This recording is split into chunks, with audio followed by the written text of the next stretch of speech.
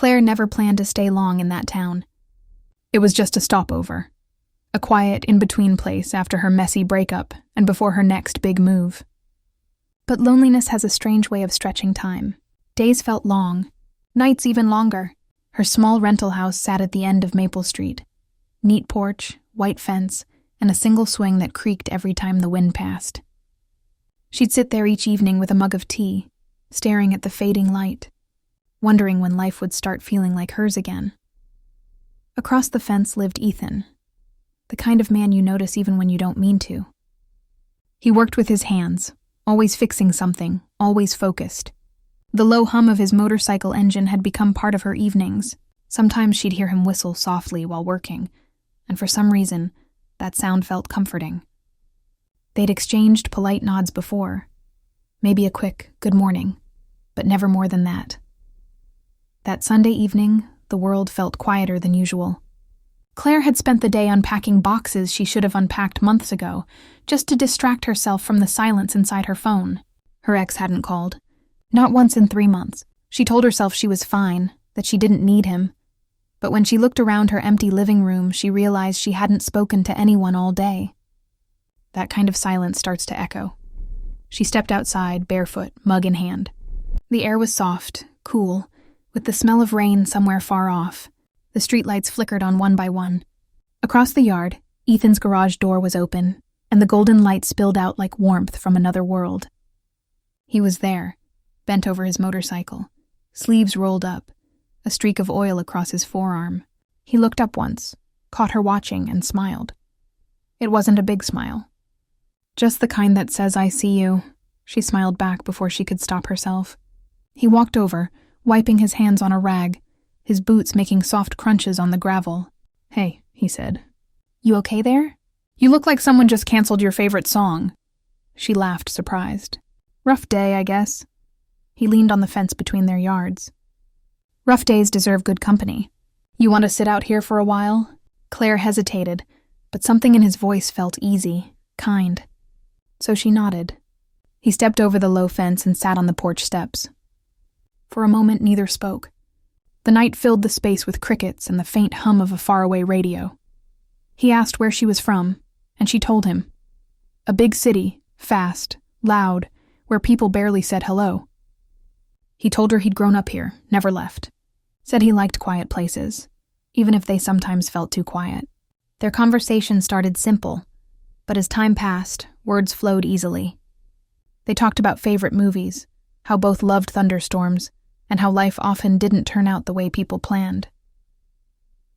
Claire felt something strange, like warmth slowly replacing cold inside her.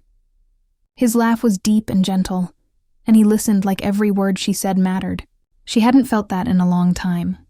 Hours passed without her noticing. The porch light dimmed, the moon rose higher, and their voices softened.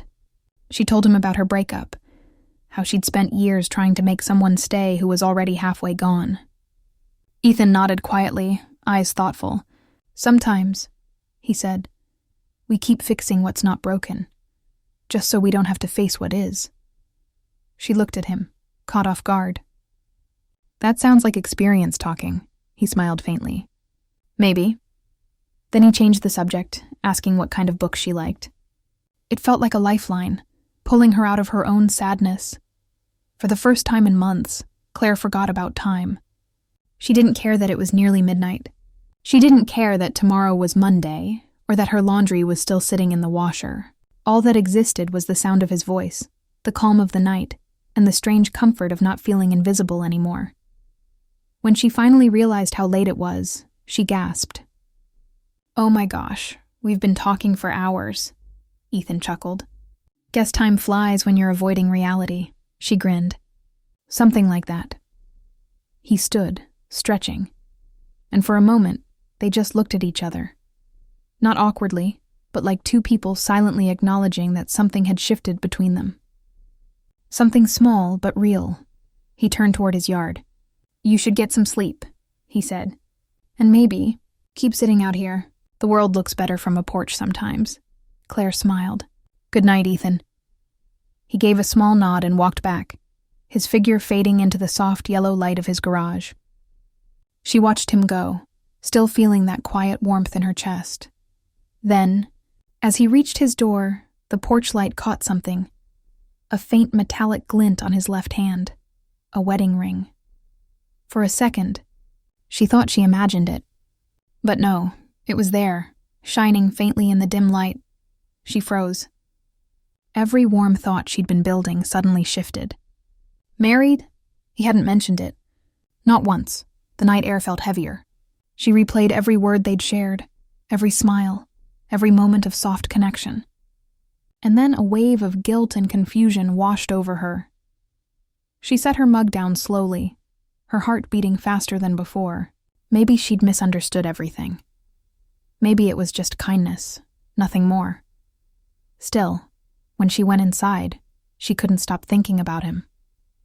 The sound of his laugh, the way he'd looked at her, like he understood loneliness too.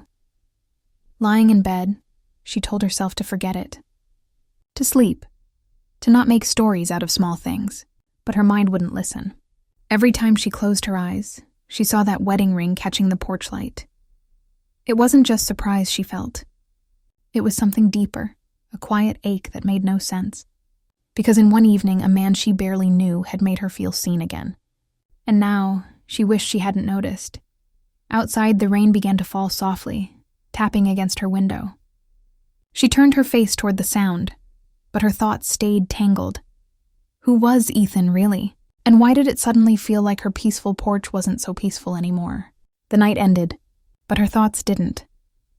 What do you do when the one person who makes you feel alive belongs to someone else? Days passed, but Claire couldn't forget that ring. She told herself it didn't matter, that Ethan was just a neighbor, a kind stranger who had listened when she needed it most. But her mind didn't listen. Every time she saw him mowing the lawn or washing his motorcycle, her heart skipped in that nervous, guilty way. She started changing her routine. If she saw him outside, she'd pretend to be busy. If she heard his garage open, she'd stay inside a little longer. But life has a funny way of crossing paths you're trying to avoid. One morning, she stepped out to get her mail and nearly bumped right into him. "Morning, Claire," Ethan said, his usual calm smile in place. She forced a polite one back. "Hey, you've been hiding lately," he teased lightly. "I've just been busy," she replied, hoping he wouldn't notice the nervous edge in her voice. He tilted his head slightly. "Busy, huh? Well, then I'm glad I caught you. I brought you something." He handed her a cup. Coffee, warm and fresh. "You mentioned last week you missed city coffee, so I found a cafe downtown that actually makes it right." She hesitated. He remembered. "Thanks," she said softly. He smiled, shrugged, and went back to his yard. But Claire stood there for a long moment, staring at the cup in her hands, feeling something shift again. Something she wished she could stop. That evening, she sat on her porch like before. She told herself it was just habit, but deep down, she knew she was waiting for him. He didn't come. The next evening, he didn't either. The quiet felt heavier now, sharper. Then, on Friday, she heard the sound she'd been missing, the low rumble of his motorcycle starting. She glanced out and saw him pulling up to his driveway, helmet under his arm, wind in his hair. He looked different somehow, tired, maybe distracted. She waved. This time he didn't wave back. He just nodded once and walked inside. That small gesture hurt more than it should have. Claire sighed, scolding herself for caring this much. He was married. End of story. But her mind wouldn't stop asking questions. Where was his wife? Why had she never seen her? Late one evening, she got her answer. It was raining hard, and Claire was outside pulling her plants closer to the wall. Suddenly, a voice called out behind her. "You'll get soaked if you stay out there." She turned. Ethan stood under an umbrella, water dripping from his jacket. He stepped closer and held the umbrella over both of them. "You never listen to the weather, do you?" he joked. Claire laughed, trying to hide the way her heart was racing. "Guess I like the rain." "Yeah," he said quietly. "Me too." For a moment, neither moved. The sound of the rain filled the silence, and then, by accident, their hands brushed. It was small, but it felt like lightning. Both froze. He didn't pull away at first. Then slowly he did, Claire. His voice was low, careful. "You should go inside." She nodded, stepping back. "Right, of course." As she turned toward her door, she caught a glimpse of his face. Something torn, something unspoken. He stood there for a few seconds longer, then walked back to his house without another word. The next morning, everything changed. He stopped stopping by. No more coffee, no waves, no small talk. The distance between their porches suddenly felt like miles. When she saw him now, he was quiet, guarded, like a wall had gone up overnight. Claire tried to tell herself it was for the best. This was the right thing. But every time she looked out and saw that empty porch, something in her chest ached. A week passed before she saw him again. It was late evening. She was taking out the trash when she noticed him sitting alone on his porch. The garage light was off, his motorcycle covered, a beer bottle sitting untouched beside him. He wasn't looking at anything, just staring down at the ring on his finger, twisting it slowly. Claire froze. She should have gone back inside, but something about the look on his face, so lost, so tired, made her stay. He didn't see her, but she saw him whisper something to himself, something she couldn't quite hear. That night, she couldn't sleep. She kept thinking about him, about that quiet sadness she'd seen. And even though every rational part of her said don't get involved, her heart whispered, maybe he needs someone too. The next day, she baked banana bread. Something simple, something safe. She walked to his porch, placed it by his door, and turned to leave. But before she could, his voice stopped her. "Claire." She turned. He was standing by the doorway, hair messy, eyes tired but kind. "You didn't have to do that." "I know," she said softly. "But I wanted to." For a long moment, he said nothing. Then, "Thank you." Their eyes met again. And just like before, that familiar silence wrapped around them. But this time it felt different, heavy, full of all the things neither dared to say. He took a small breath. "You shouldn't be kind to me," he said finally. "It makes things harder." Her voice trembled. "Harder for who?" He looked away, exhaling slowly. "For both of us." She wanted to ask what he meant, but before she could, his phone rang inside. He stepped back, said softly, "Good night, Claire," and closed the door. That night, the rain returned. She sat by her window, watching his porch light flicker on and off. The house next door, once warm and alive, now felt like a shadow. She wanted to knock, to ask him what he meant, to tell him how confused she was, but something in her told her not to. Not tonight. The next morning, his garage stayed closed. The motorcycle was gone. Hours turned into days. The air between their houses grew thick with unspoken questions. Every sound, the creak of his gate, the slam of a car door, made her look up, hoping it was him. But it never was. Claire tried to move on, filling her days with work, errands, small things that didn't matter. But at night, when the street grew quiet, her thoughts drifted back to him. That look in his eyes, that pause before he spoke, that moment under the umbrella, and each time she wondered the same thing. Was he feeling it too? Then, one evening, she got her answer, or at least part of it. She was coming home late from work when she saw a moving truck parked outside Ethan's house. 2 men were loading boxes into the back. Her heart stopped. Ethan was there, standing by the door, talking to one of them. He looked lighter somehow, still quiet, still serious, but lighter. Claire froze at the sight. He noticed her. For a second, their eyes met. Then, with a small nod, he turned away and went inside. She stood there for a moment, confused, then walked up to his porch. The door was slightly open, and she could hear muffled voices inside, and then a woman's laughter. Soft, familiar. His wife. Claire stepped back quickly, her pulse racing. The truth hit her harder than she expected. Not just that he was still married, but that he had probably been trying to fix something broken. Something she had no right to step into. She walked home quietly, heart heavy, trying not to look back. That night, she sat on her porch again, staring at the empty mug in her hands. The house next door was glowing with light and faint laughter. The sound cut through her chest like a whisper, reminding her where she stood, on the outside. But then, just as she was about to go in, she saw him step out again. Alone this time. He looked across at her, his face unreadable. She froze, caught between wanting to look away and wanting to understand. He hesitated, as if debating whether to cross the fence again, like that first night. But this time he didn't move. He just said softly, "I'm sorry." Before she could reply, he turned and went back inside, the door closing behind him. The porch light turned off, and with it, something inside her dimmed too.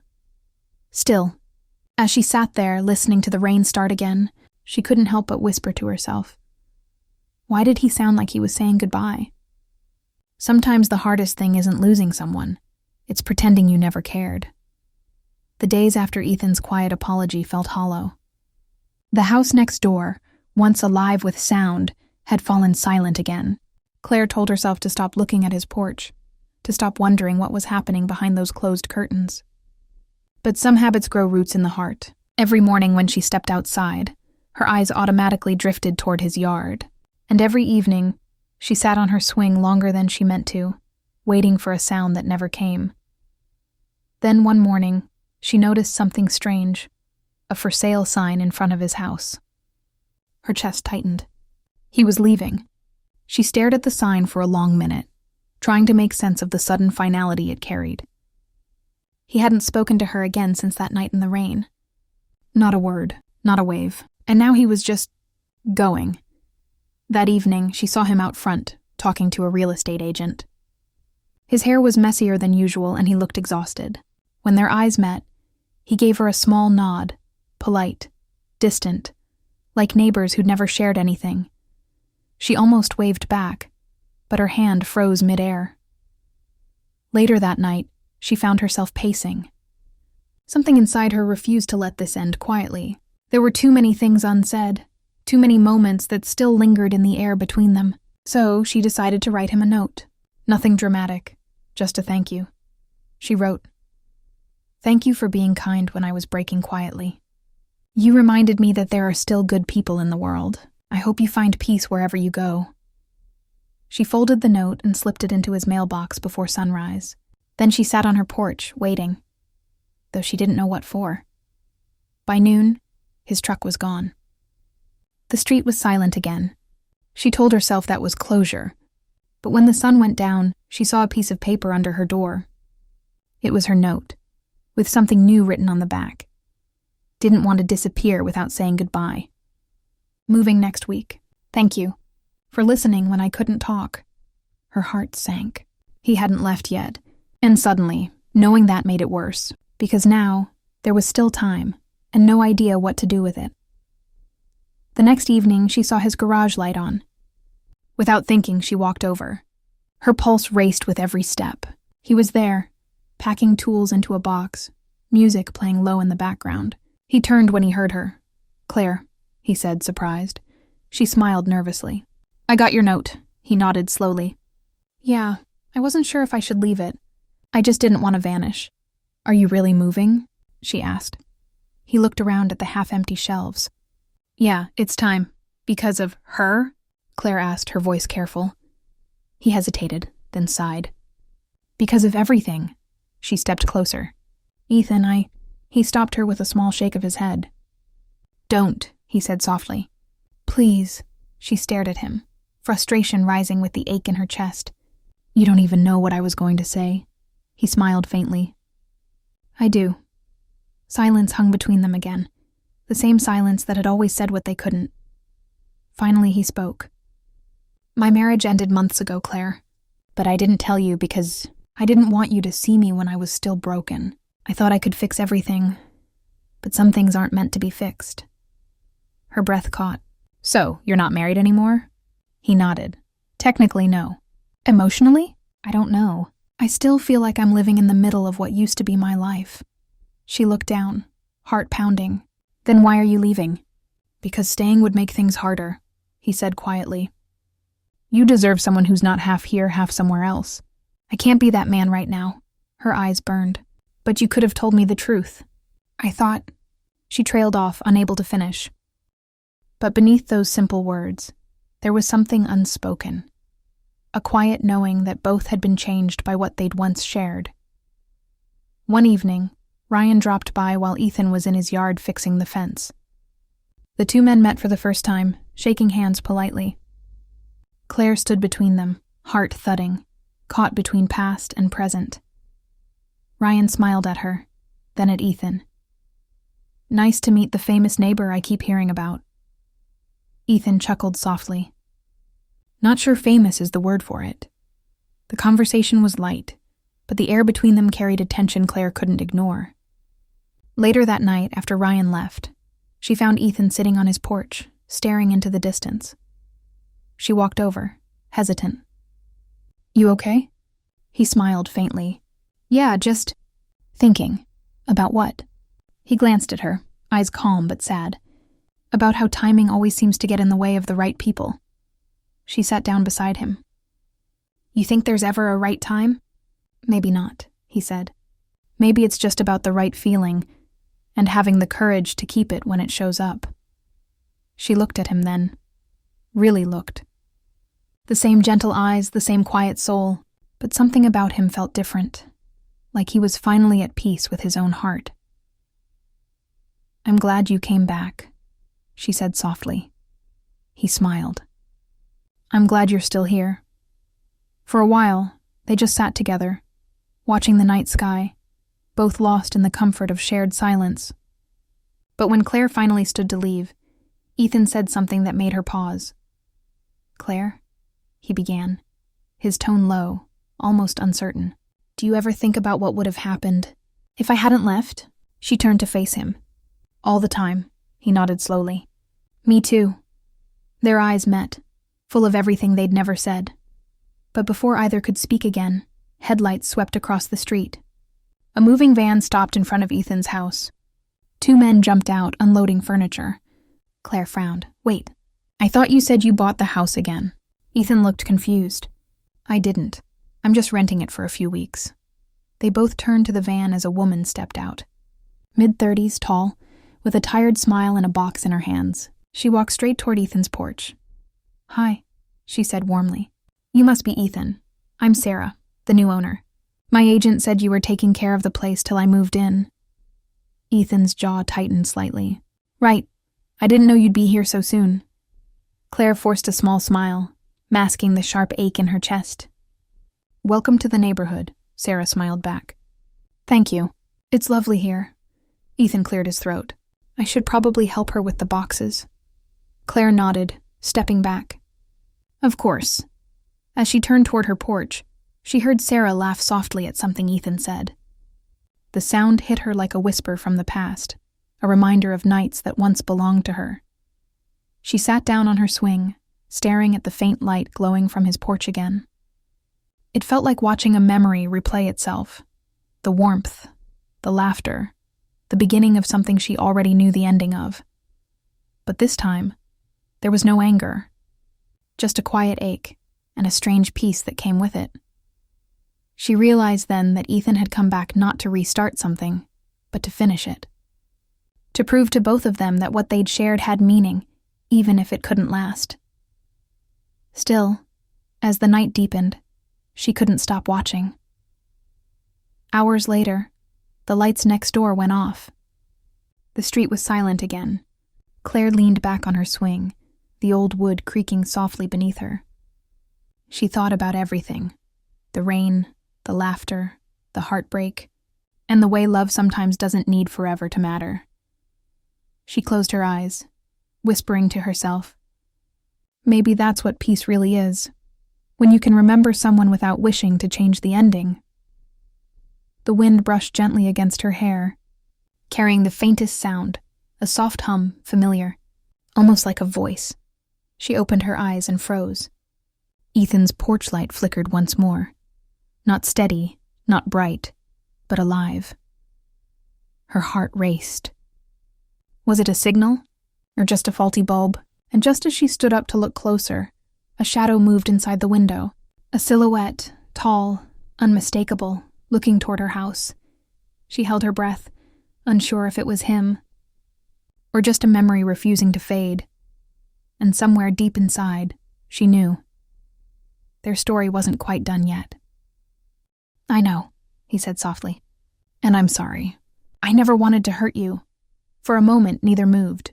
The sound of rain began again outside, soft but steady. He looked at her, his expression full of the same tenderness she had seen that first night. "Claire," he whispered, "you made me remember what it's like to breathe again. But that's exactly why I need to go. I don't want to drag you through my mess. You were light when I needed it most." Her voice cracked. "And what if I don't care about the mess?" He smiled sadly. "You will." He turned away, placing the last box on the shelf.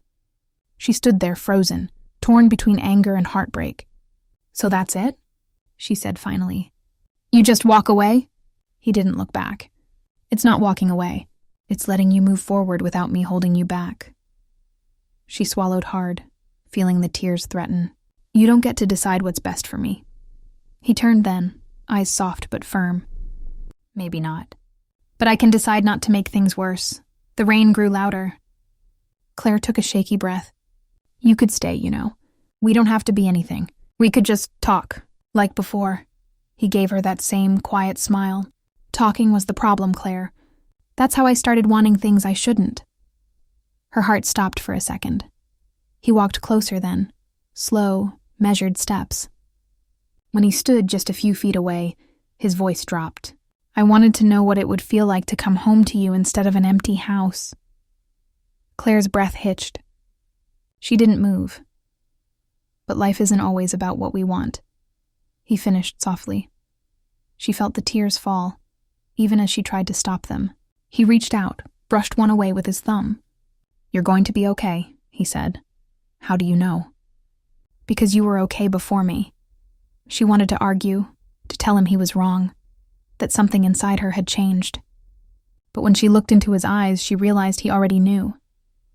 He stepped back slowly, the distance growing again. "Good night, Claire." Her voice broke. "Goodbye, Ethan." He paused at the doorway, glanced at her one last time. "No," he said quietly. "Let's not say goodbye." Then he turned and disappeared into the shadows of his house. Claire stood there for a long time, her body trembling, her heart trying to make sense of everything it didn't understand.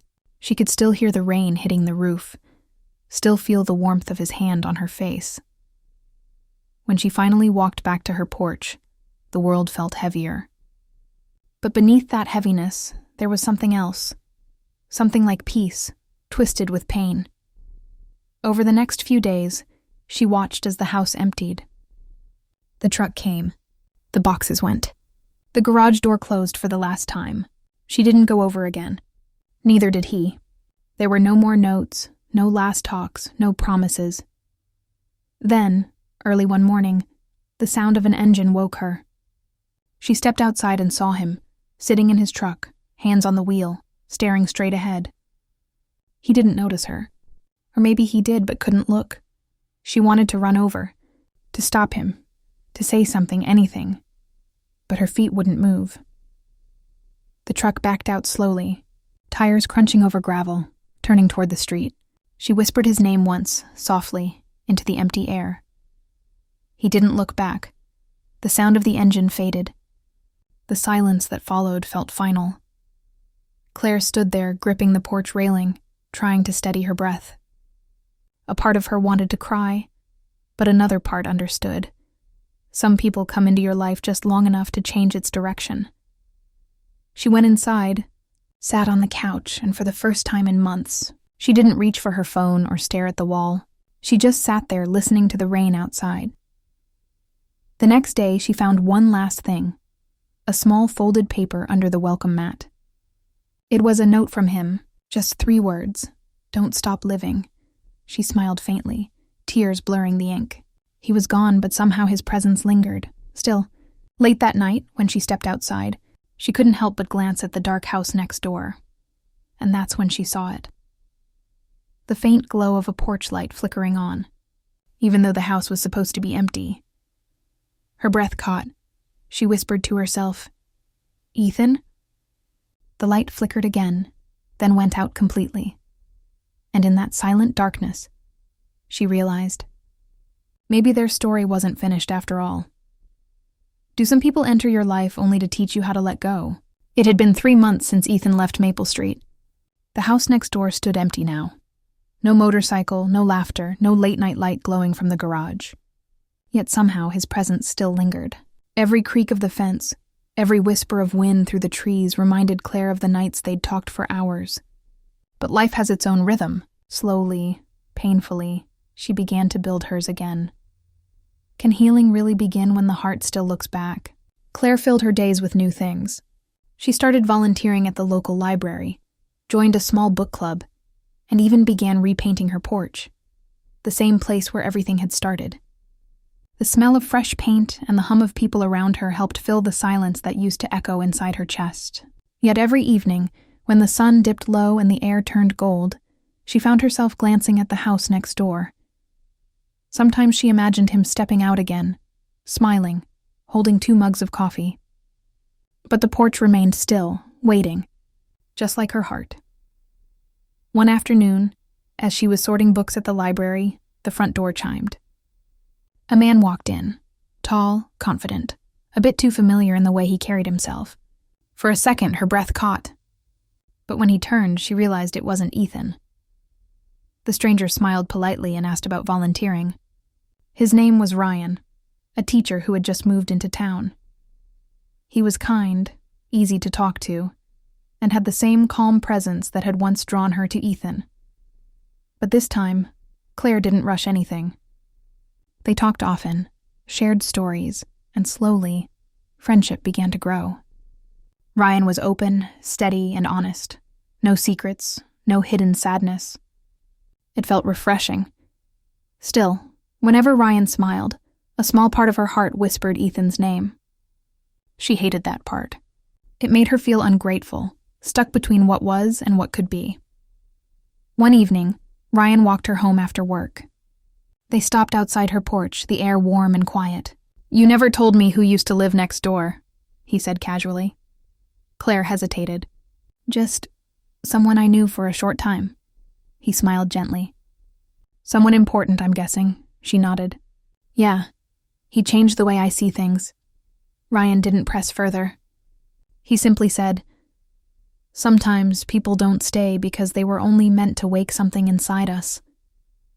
His words hit her deeper than he realized. That night, Claire couldn't sleep. She sat on her porch watching the empty house.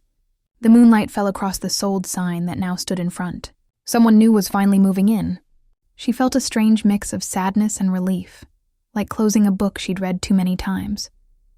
But as she sat there, lost in thought, she noticed something.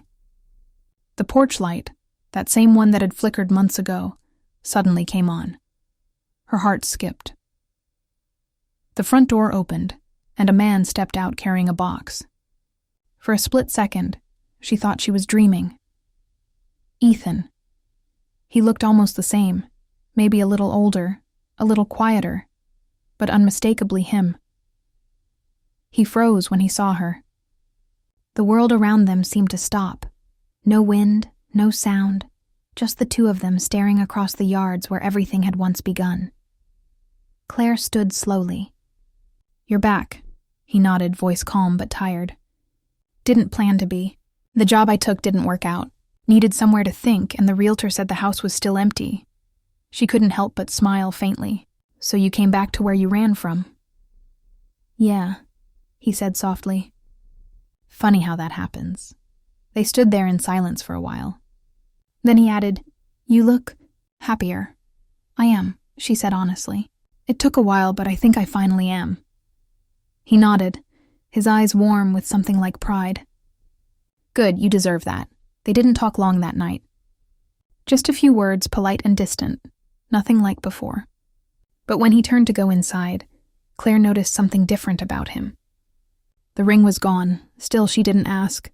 She'd learned some questions don't need answers. The next few days were strange. Seeing him again stirred memories she thought she'd buried. He waved when they passed, helped her fix her mailbox one morning, and sometimes they'd exchange small talk, the kind that felt almost like pretending nothing had ever happened.